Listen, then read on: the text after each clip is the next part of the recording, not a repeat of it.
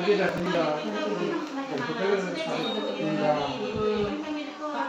Pak ya, izin minta waktunya. Kita tuh mau kasih penyuluhan untuk pasien. Setiap pasien kita kasih penyuluhan mengenai penggunaan obat herbal. Perkenalkan dulu Pak ya, nama saya Dewi Stika. Saya ini mau kasih Bapak waktu kayak Bapak supaya 5 menit sambil nunggu obat ya. Kita mau kasih penyuluhan.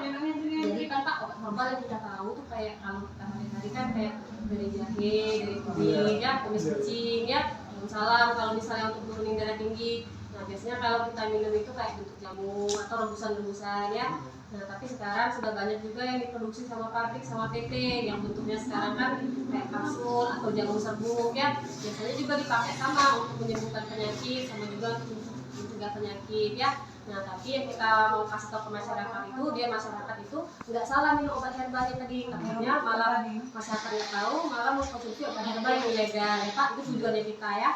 Nah, jadi kalau obat herbal yang ilegal itu kan banyak Pak di pasaran, ada juga dijual di toko obat ya, atau juga dijual online, kayak kan kita tahu di Facebook kadang-kadang ya, dari TikTok, dari Shopee.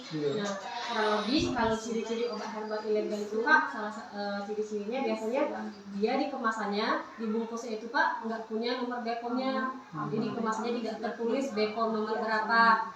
Nah, kemudian biasanya juga kalau obat herbal yang ilegal tadi nggak mencantumkan isi obatnya sama tanggal kadaluarsanya. Jadi di kemasannya nggak tertulis, misalnya ada jahe, ada kunyit, ada temulawak, sama nggak tertulis juga tanggal kadaluarsanya. Jadi bapak nggak bisa lihat tanggal berapa, bulan berapa kadaluarsanya. Iya itu Pak, ilegal itu ibarat kata palsu kalau bahasa kasarnya. Nah jadi kalau misalnya membaca isi obatnya, dikhawatirkan tapi bahan-bahan kimia berbahaya atau obat-obat dosis tinggi ya. Kemudian biasanya iklannya berlebihan. Mungkin Bapak sering dengar di radio. Aku dulu kan karena berbagi Palembang itu sembuh, pulang minum obat herbal 3 paket. 3 paket. Sembuh. Habis sembuh. Terus berhenti. Berhenti. Oh, karena udah sembuh tadi ya? Oh, beli di mana itu Pak? Di Kayagung. Di Kayagung. Oh, bukan yang di radio-radio itu Pak. Bukan. Tapi ada Pak ya mereknya, BPOM-nya ada. Ada semuanya. Itu bagus Pak. Yang nggak dikhawatirkan itu. Memang di beberapa diri itu rumah sakit apa itu? Oh kayak klinik Pak ya? Ini harus sebulan harus di rumah sakit.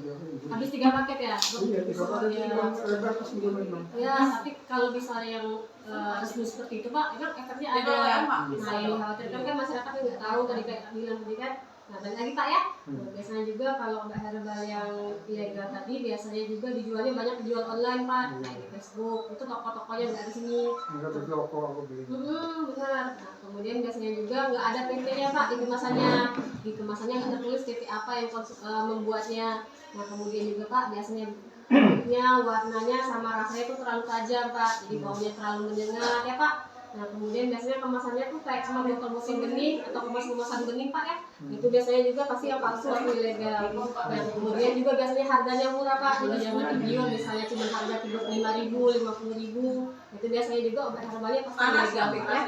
Itu 800 itu. Oh itu mahal itu Pak. Komplit itu ada. Komplit semua Pak ya. Nah sebenarnya kan Pak obat herbal tadi kalau misalnya yang palsu atau ilegal tadi kan yang dikhawatirkan masyarakat itu kan efek sampingnya Pak ya. Apalagi kan kalau dikonsumsinya bertahun-tahun berbulan-bulan. Biasanya itu bisa menyebabkan rusak hati sama ginjal ya Pak. Mungkin ada kakinya bengkak atau matanya kuning. Nah kemudian juga pasti dia menyebabkan kecanduan Pak. Karena tadi kan bahan kimia isinya.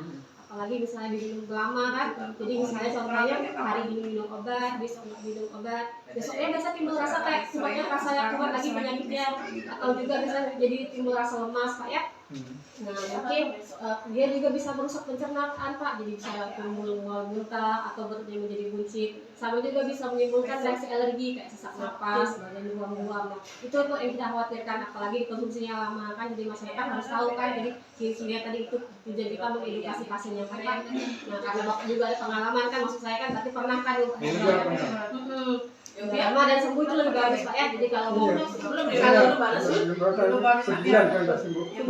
Bahaya Ada yang mau minggu depan operasi nanti itu ini mau nggak bisa katanya kalau yang tabung ini bisa bahaya. Itu ya. kan ditunggu sampai sebulan anehnya itu. Oh gitu ya. Buang-buang duit lah. Mahal Pak ya 800.000 ya. Jadi kalau Bapak mau konsumsi obat herbal lagi kan lepas lebih Sembuh bagus. memang lumayan banget. Benar 3 paket.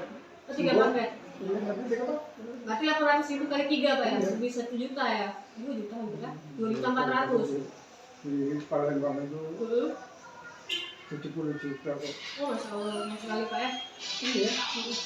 Jadi mungkin sampai itu aja Pak ya. Makasih atas waktunya. Kalau Bapak mau konsumsi obat herbal lebih bagus kayak tadi di toko resmi atau beli di apotek ya. Terus konsultasi juga sama dokternya lebih bagus ya. Itu aja Pak ya. Makasih Pak ya. Obatnya mungkin bisa diambil nanti. Ini Pak